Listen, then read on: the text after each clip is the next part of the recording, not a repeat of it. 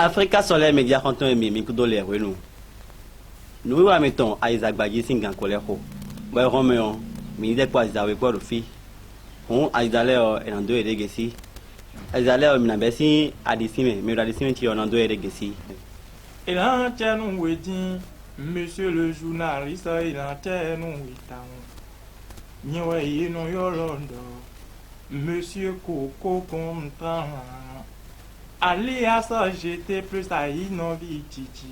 Nous villa mi ver comment mi ici, mais tout est coton nous et dans une cari. C'est un boulot. Et là, tiens, mi. Mais d'abord, ne mi demi ne mi do mi degesi. Eno yoro mino Akoko Moïse. Bon, Azizaru tamino yoro éclat de Agonli. Mais il reste éclat de Porto. Bon, nous reste yoro ni. Éclat de Porto, éclat de Agonli. Nous comme mi to mi kadwe ne nko mi si na mi mo je gba ile we na bi nu mi ta. Et en chen mi kaka bu gba bu bo. Oh, et éclat nous e gba pe bo zawu gba pe. We no éclat. E caro tori mi bẹ̀rẹ̀ sọ̀rọ̀ ìdíkó tako yọ táwọn ẹnu bí sọ̀rọ̀ iná fídíò ẹ̀wọ̀ kó ká gbósí mo wá torí rẹ̀ wọ́n ní tọ́mọ ẹ̀ lẹ́nu ló kọ́ gbónú ọ̀ ẹ̀rọ yọmi dọ̀ éclat de Porto wọn rẹ̀ sọ̀rọ̀ ní yìí ìsọ̀rọ̀ éclat de Agonlion wọn rẹ̀ sọ̀rọ̀ ní yìí. ẹ̀ na jẹ́nu mi ó mi ra ko nǹkan mi jẹ́ tán mi máa ń lọ kó pẹ̀lú ọ̀nà mi yàn. Monsieur le journaliste, il a tiens, oui, go.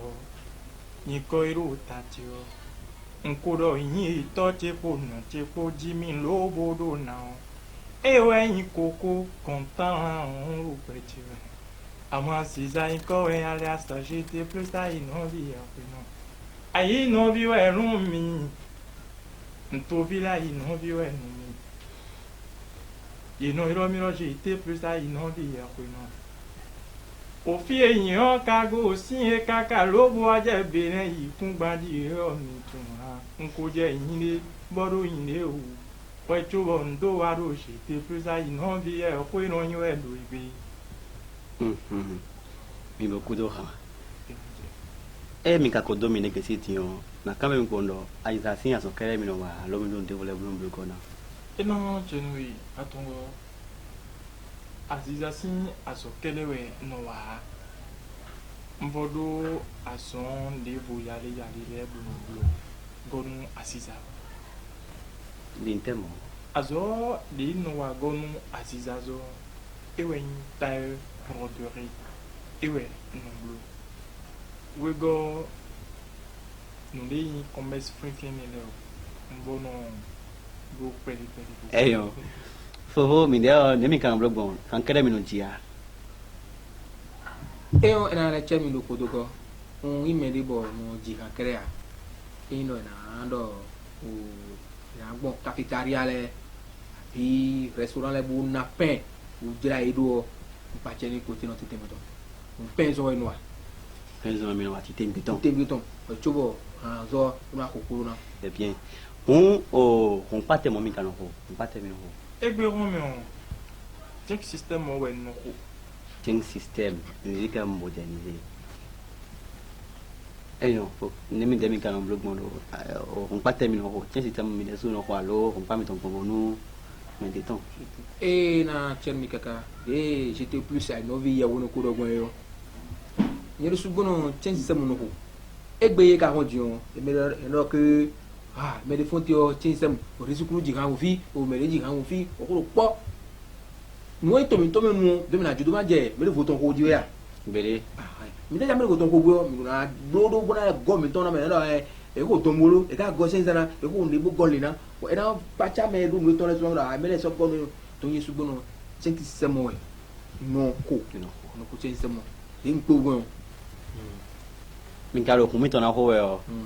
Tere mo kan mo no ho ting système mo domingo. e na chen mi kaka e na ko chen système be na vivi bona jacho bona vivi bo e o me ko le ro egbe dion e adoto apon kan jile kan ji kan ji o mu no papa le no doto awon gan jule donc on a ko me na vivi o idona pere bo chan ti chan to me wa mo kota de su papa de pese do ai gbeje no ko ni o haya mo kota olùgbàmọ̀ òkàdé kánúsùn mi lọ tọ́pín mi fún lẹ́mi lọ tọ́pín mi lọ àmọ́ tọ́pín sí mi kálẹ̀ rẹ̀ tó àmọ́ tọ́pín lọ ògàdé tó yẹ kàn fi náà wọn jẹ́ mi bọ̀ pé inú fúnra gbé bọ̀ inú visite bọ̀ mi náà gàdé gàn sún gbọ́nà gàn sún ọ̀nà gbọ́nà tí wọ́n mi náà yọ lọ òun fi mi tán inú kò kàntínì yẹn lọ kìtà sóò kìtà báàgì gbogbo lẹ́nu abẹ́ ọkẹ́sẹ̀ gbọ́nà fi náà jẹ́bẹ̀ ìrọ̀rọ̀ ìkó ìwọ̀n kóró mẹ́wìí kóró kó bẹ́ẹ̀ náà jẹ́ńkẹ́ system mo e makano le ko no ke parce que fi ngosion agole fi ngosion no un gege don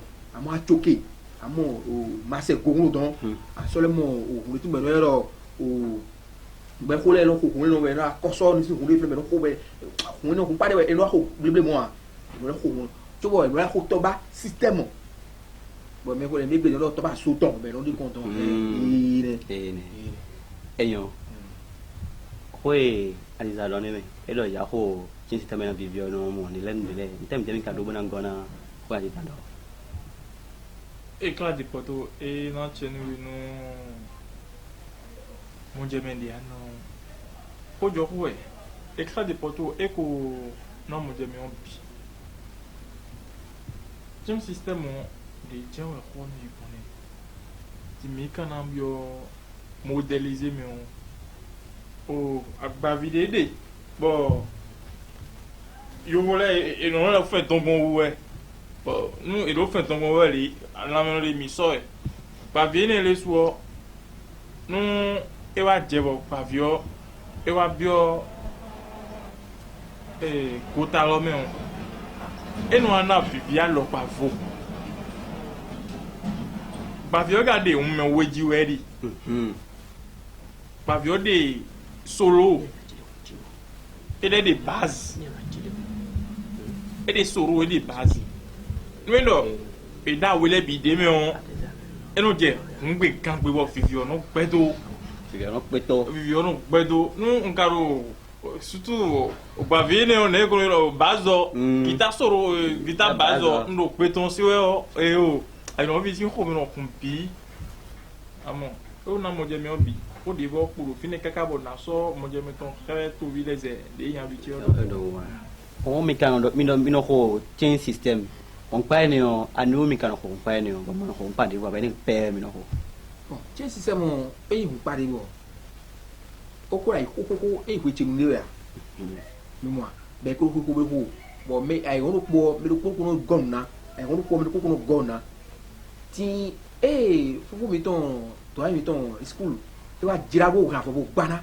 be gi sise yo be yo manga judo be bu ni e wa mi me pe po le lo e o me ai bloro mo le mi ezi o mo ncho le so do mi fu le se de bo le so do alpa fo yin o le to me o isu ko le lo na lita me po do e o to che me o agon le yo e lo wo wo le si janji ani yo ngo so ta me le po do dini na blogun e yo na boze to ba system o wa yi me lo bo de bo so me no achoke wa ni bonga zizando ko ide ita won na zi achoke wa yi me bo na ba fun bo jirado bo me kule so na zi ma je ko pepepe me alo me le so zi wa bo jirado be jacho de no risque pa ko de do na yi mo yin so eyo mi go kodo tamelili j'étais plus anu mi kan ko tiens système mo mo ko pas de voir parce que be randidio ma besi tiens système on dîner rap du mbesi rap hip hop ou du mbesi din to che ebe jan le evodo me media lo e yan do hol me do e o fiti no e yan diran e non do hubo beton non se bono inu nwede me ebe yin jan kandidi ebe yin kuno le nu na to video asizanu ayan tiso aduna diran bo pon to ni diran de na pon membo rythme do na lo yibo beto do na lo ko de don de do xamon e do na lo sisi we ele ou tu ambe système change système on kiko bonu ala yi pono ri valavo abi nu e ko do yi ba ta système change jete ton valavo ala do nu en taun nu kon yi we ko do yi valavo abi wọn we be we ro kati to le me fi de we ko lo kade o valavo alo système change se we no fi anado yi nkan ana yi nkan jan we beaucoup de gens éclat de porte nouveau on connaît avec le pot mi ko rangi dion ko ne mi kakoblo bon mbe handiji oro yijigbon nu koro igbale jale ji elin àmọ́ egbejion ade bibe dra abi aya ho so gbegbe ide han to e lo ka be gbe ya de kan to e yome nwa studio bo le ko bo ablo single lopo bo ma je o rakile gbonji o mbero 31 avril 2014 be kaka je egbe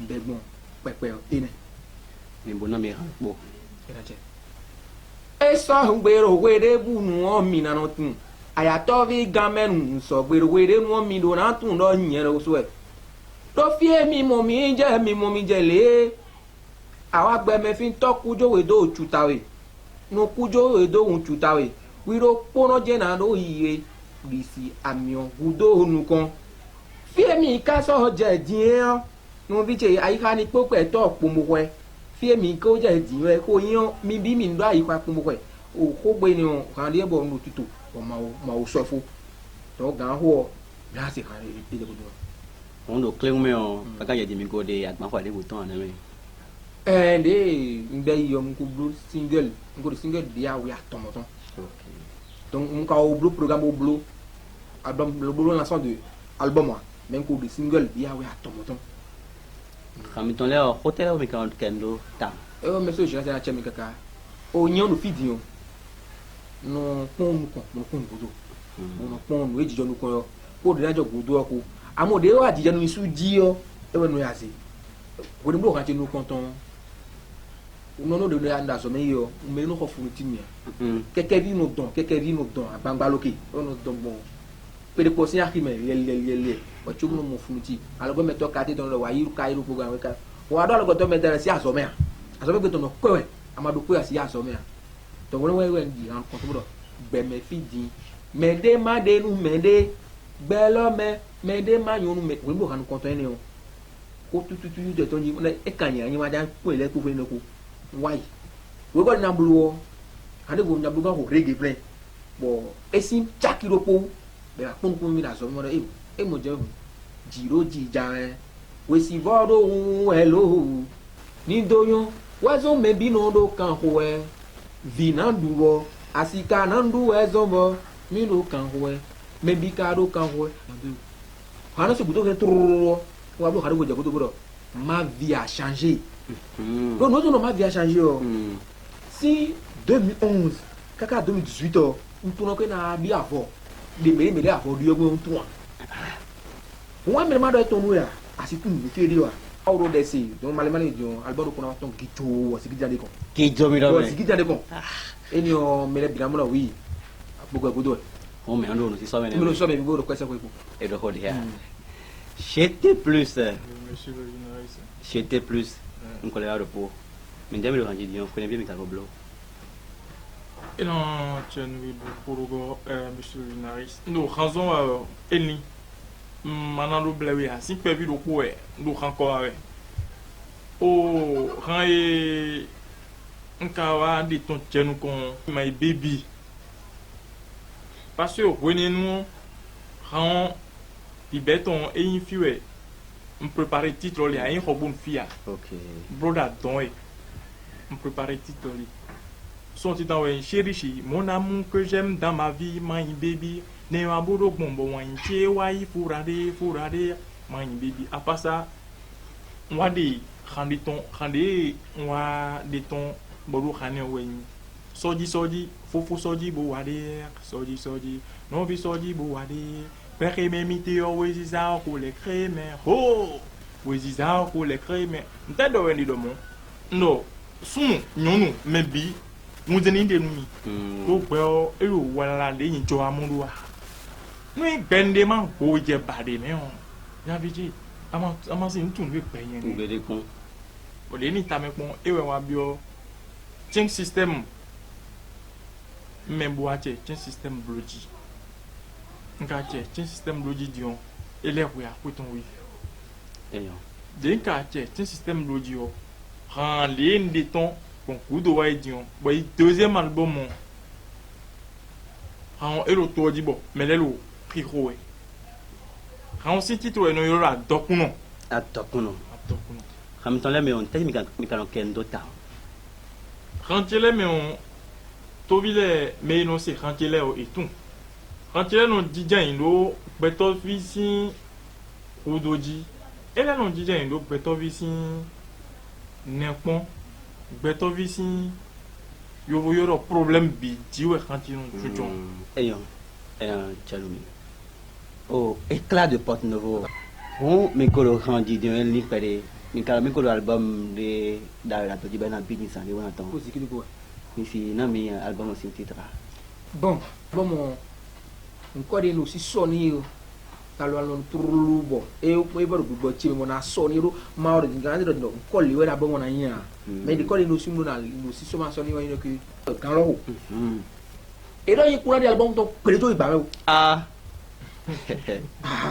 o no su abibo e yo ma ko de ko gan yin mo jo yo e yo e bo no ti e no bi o ko mo ya ko dita gbogbo kona to gbori me de le ko mais royon bon Philippe bon on a to gbenu medile do fune na to gbenu molo muno yawe no e do kuto no don na to gbenu Frankie l'argent le na to gbenu o me ko mi ton o Akoko Rodrigo Alaji Malako su pere poton ne Nyane. e le de we no do gisi do mi ko mi de ko don na to gbenu Akoko Honoré Amanofi e su po ne na yuro e bi o zan kwa ina o e su po e de ro pon fi e ba ro fi gbe pas de bon établissement nouvelle génération le junior do afne Eyon bon, me cadeau bevia. bon on do gbevi bon gbevi le ide we no ton po yen po ni wa do eyo mi do mi ko sin teme on ide ko po no iye pepepe O betel me kan mondo azo mi ton assim alinu. so ti ba si azizazo abi azo e Azizazo. do azizazo me fini on ma blame ya e ma inu ye ko blame se me do e o pali e ma inu ye ko blame se mi odo e te no no ye ko blame se mi do e gbe mi le kan no bi o su jojo no ro ye ke ko wo do e po ba e na préparer album aba ata préparer single tetale bona de ton le o e me yemi aso sa ma so jikum biwe bona yi e na ko le nu e te ki na ko gbe ya e ro fo rendez-vous na we ayo na bi o chu bona de ton bi ton so mais aso wa mais so da lancer o fi na abori bi o kusu e bo ko na yi bon wa yi to no to gbenu manager le e no ko kan pe le mais manager lo manager tudi le bona to gbena J'étais plus. Azizazo ve outi, monsieur le journaliste Azizazo Queen. Nous dando divo yo pour vous ces autos. Vous veillez la Azizayo pour vous de halo. Amon se ambolo no kalu kumiton. Me joro bona Azizale se na wada gbemu. Me ga fonde ebo aru hanko ebe yindo gbedo to se we na wilo. Ma una wada gbeton. Azizazo bo ualu. Et bon, ouais, mais monsieur le journaliste. Non, vous l'avez bien dit ça. Alors, quand tu as vu qu'on e na termino mino yesu bono éclat de porto chouchou d'agonli ba we yo do WhatsApp jo même 97 43 69 53 e kan me makaro WhatsApp abo ya bi yiro e bana yiro mi ko dru e wa yo 64 32 31 33 téléphone te landa no mi do to mende caro j'étais plus à innover que non ba mi wana pilis lié 229 code to titon 66 55 04 18 on a so yolo mi ala se kini ni allo j'étais plus à innover que non Eyon, alors ko ngbe fi fonu. Lo me na mi kan lo pro ko. O mi na sutanu no wa na. Na besi aliza eklaji. Est-ce que mi mo enu mi mi mo chéri anu mi vie ba ne bro zame gbon o mi ka mo chéri anu mi brafo yo ko ba ne bro zame gbon ko ro han le po ka ta na bébé chou Peter, I love you, Baby shoe. Peter, I love you. Anyway, no lo do ni. Do yo pole bio so mu di bo bébé chou to ko bébé chou ko bio so yi. Donc zame me su no bi no mo lo pa yo aton e wa yi me. e vai me pi Et non, un marché temps. e ma ya Mais de où à dollar? Quand on a les dos. e voilà e voilà C'est bien ça. Et dans Tchelmi. Mais là, c'était. Khali no vivi no khachile me ewe khalite adu no ba en lo du bo ko to kun lo yin en chere adu chiga on bo do ijane on to kun lo yin en chere le journaliste kuda son to e wa Reste Kudora. les artistes béninois à l'aéro tagbado e minando tagba we bodo soton éclat de poteau chouchou d'agoni